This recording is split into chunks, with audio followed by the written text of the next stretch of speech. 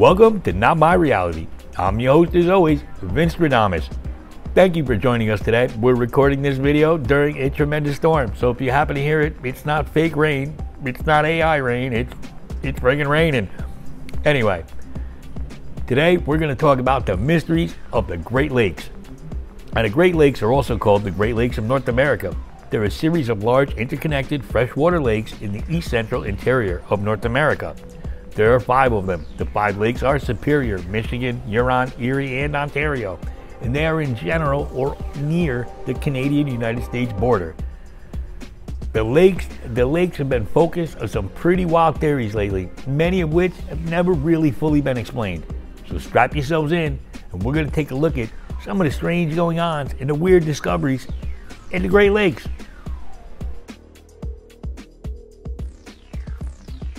It's a parody. If you don't have a sense of humor, go.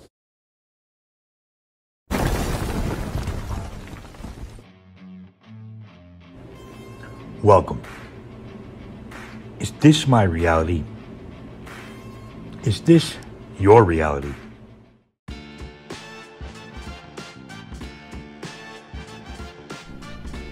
So what's going on at our Great Lakes?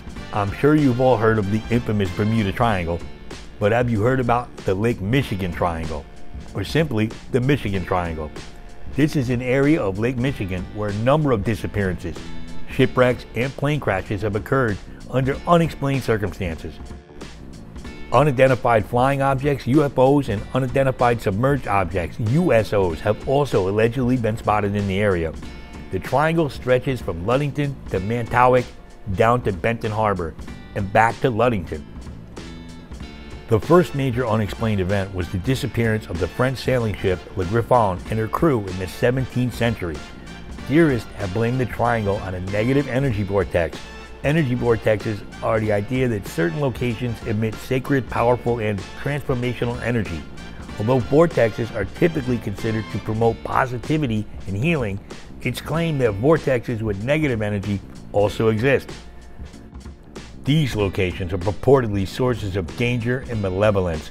Ley lines, areas that intersect ancient structures and landmarks, are often cited as causes of energy vortexes. According to ley line maps, one runs down the middle of Lake Michigan,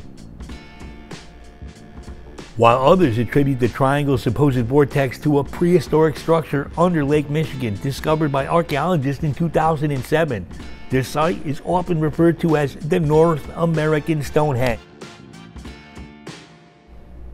Support the channel, hit that like button, hit that subscribe button, smash the notification bell. Look, we're not like all the channels, and I think you know that by now, so we need your support because YouTube can hate us. Just saying.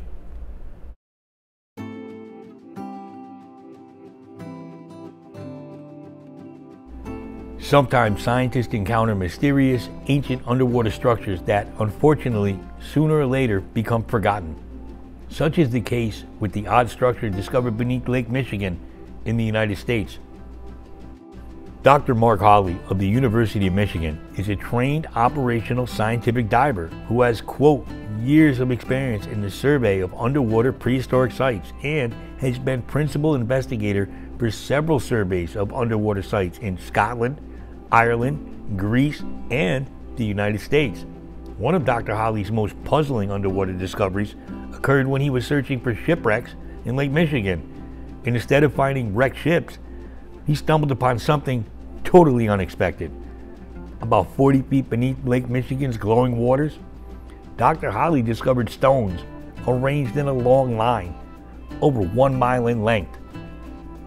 According to some news stories, one of the boulders, about 3.5 to 4 feet high and 5 feet wide, had a mastodon carving on it, asking people to ask, how is that possible when the animal had been extinct for 11,000 years?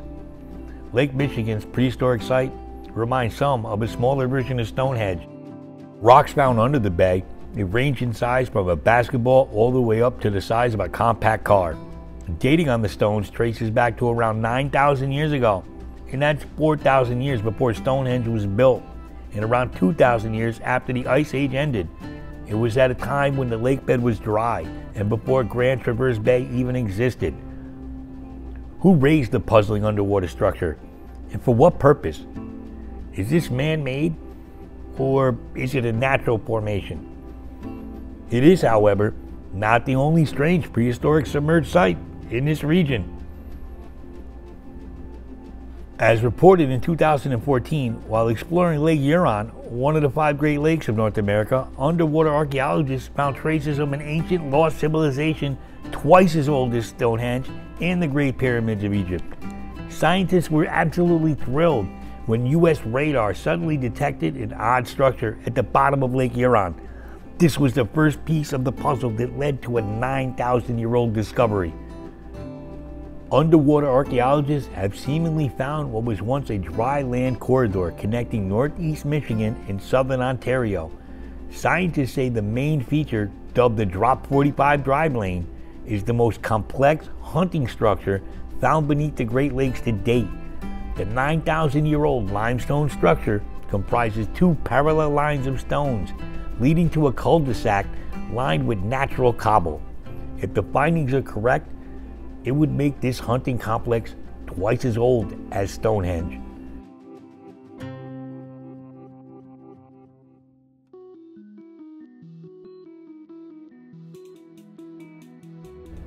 Now let's talk about the connection to unidentified objects.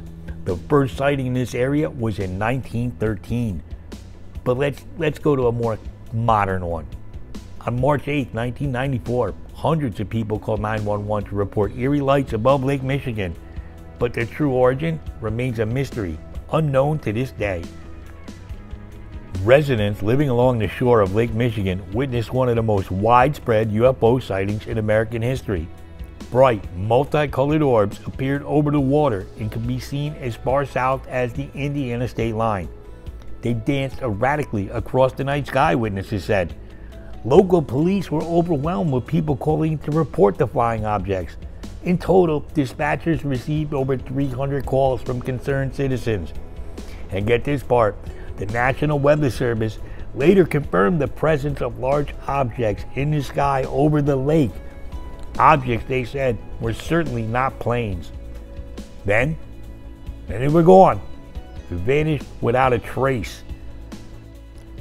And despite dozens of witness interviews, no explanation has ever been given regarding these lights. And this is just one example and one of the hardest to explain of the many reports that have come in about the Great Lakes and unidentified objects.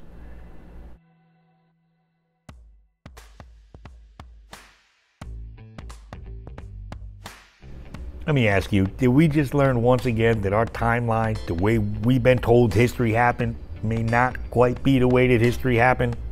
I'm not saying they're lying about history, but they're lying about history. Was there a civilization twice as old as Stonehenge living in what is now a Great Lake? And what about the so-called vortex, the Lake Michigan Triangle? Is there something there causing vessels, people, things to disappear over the centuries? Of course, it could just be natural disasters, whatever, but what's the fun in that? I'd rather ask, do these UFO sightings, these unidentified object sightings, have anything to do with these strange disappearances? And what about this lost civilization? Are they all connected? Maybe the guys in the UFO came back and their buddies from 9,000 years ago weren't there. They got aggravated and started making other things disappear. Who knows? I don't know. But I found this quite interesting. What do we really know about history? Seems we keep finding civilizations that are older and older and older. We're going to do a video about that. And I didn't miss out. I know there's monsters. There's monsters in the Great Lakes. I know there's monsters. There's Bessie. There's this other monster. That's a whole different video. That's down a different lane. There's actually some proof to this. I don't know. What do you think? Leave a comment down below. Let's get the fuck out of here. All this talk about Stonehenge makes me want to go watch Spinal Tap. I got it on Laserdisc. Why don't you come on over and watch it with me? None more louder. I'll see you there.